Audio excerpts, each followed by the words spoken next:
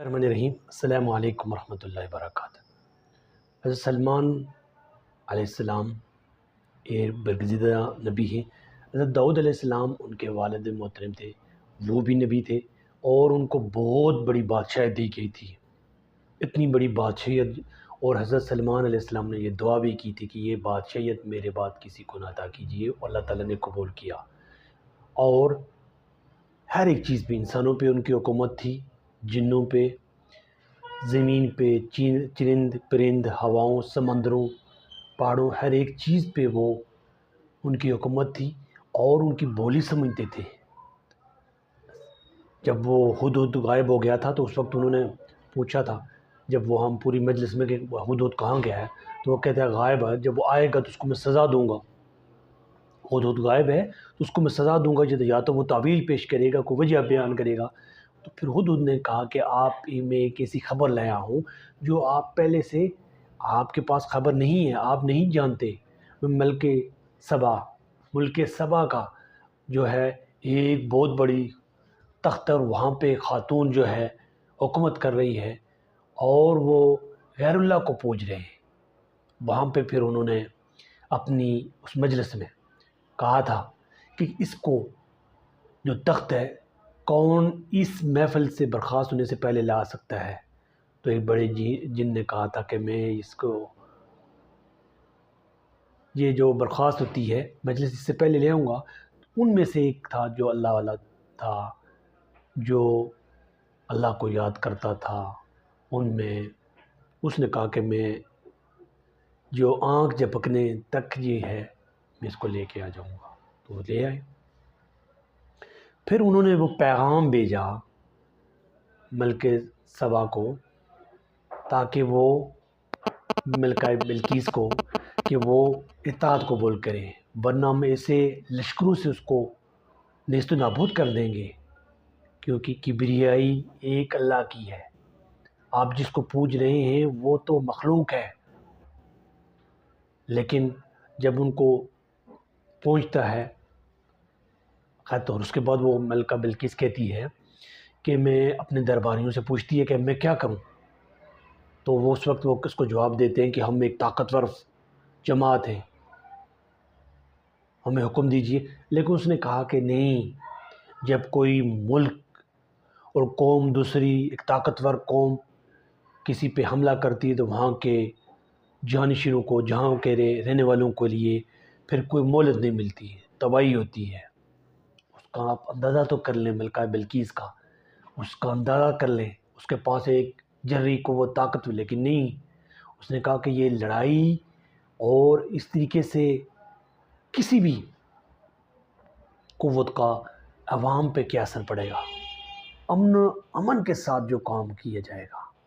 اس کی وہ سمجھ گئی، اور جب اس کو بلایا گیا اور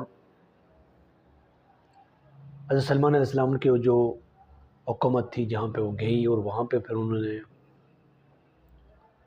اس کا استقبال کیا، اور اس کے بعد پھر اس کو اس طریقے سے وہ ڈیزائن کیا گیا تھا اس پیلس کو جہاں وہ رہتے تھے، کہ وہاں نیچے پانی تھا اور اس کے اوپر ایسے شیشے جڑے گئے تھے کہ وہ محسوس نہیں ہوتا تھا، اتنا شفاف تھا کہ نیچے پانی اور کو کسی کو محسوس بھی نہیں ہوتا تھا کہ شیشے لگے ہوئے ہیں۔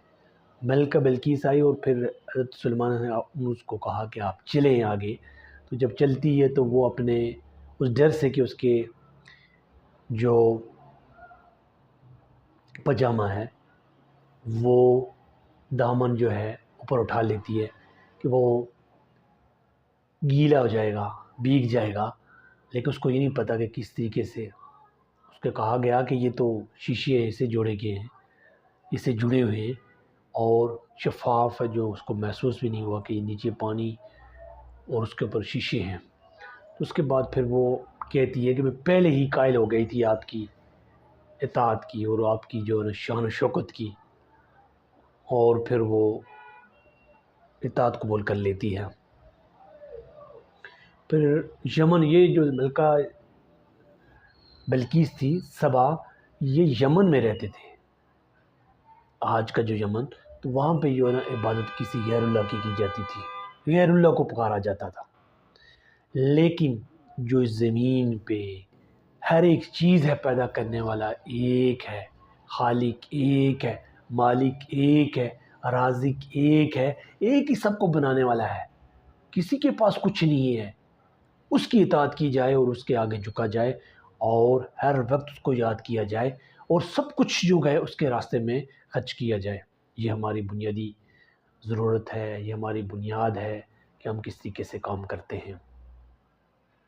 تو ملکہ بلقیس جو ہے بہت اچھے طریقے سے، اور پھر اس کو اسی طرح جو ہے یمن میں بھی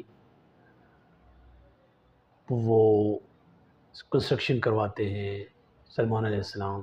سلمان علیہ السلام اسی طرح جو ہے نا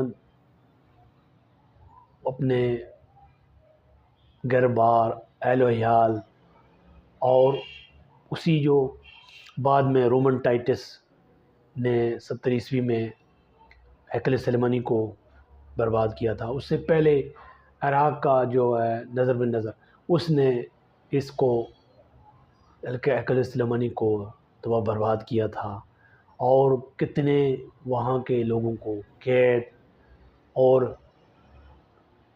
قتل کر دیے گئے تھے۔ اور اس کے بعد پھر ہم دیکھتے ہیں کہ وہاں پہ ہیکل سلیمانی پہ ہی حضرت مریم علیہ السلام جب عبادت کرتی تھی، ان کی والدہ نے نظر مانی تھی، تو وہیں پہ وہ ایک جگہ تھی جو صرف ان کے خالو اور زکریا علیہ السلام جو نبی تھے اور وہ جا سکتے تھے، اور پھر انہوں نے دعا کی تھی۔ تو یہ وہاں انبیاء کا آنا اس قوم کے ساتھ، لیکن اس قوم نے انبیاء کو قتل کیا، کسی نبی کو جو ہے وہاں کی اس وقت سروائیو اور مشکل میں ڈالے رکھا، اور طرح طرح کے سوالات آپ اندازہ کر سکتے ہیں۔ ایک طرف یہ ہے کہ موسیٰ علیہ السلام آ جاتے ہیں، ان کو لے کے آتے ہیں اپنی قوم کو، اور وہیں پہ وہ کہتی ہے لوگوں کو دیکھ کے کہ ہمارے لیے بھی ایسے ہی بت بنائیے جس کی ہم پرستش کریں۔ یہ خدا کو نہیں پہچان رہے کہ جس نے سب کو پیدا کیا، ایک مورتی کو، ایک کسی ایسی چیز کو جو فنا ہونے والی ہے، جو پیدا کی گئی ہے، اس کی عبادت، اور وہ نبی موجود ہیں۔ اور بعد میں جب وہ موسیٰ علیہ السلام چلے جاتے ہیں کوطور پہ، تو وہاں پہ وہ یہی ہوا تھا۔ کہنے کا مطلب وہ ایسی قوم تھی، وہاں پہ سلیمان علیہ السلام، حضرت داؤد علیہ السلام، انبیاء کرام دعوت دیتے رہے، کام کرتے رہے، تو وہ سمجھنے کے لیے تیار نہیں ہوئے۔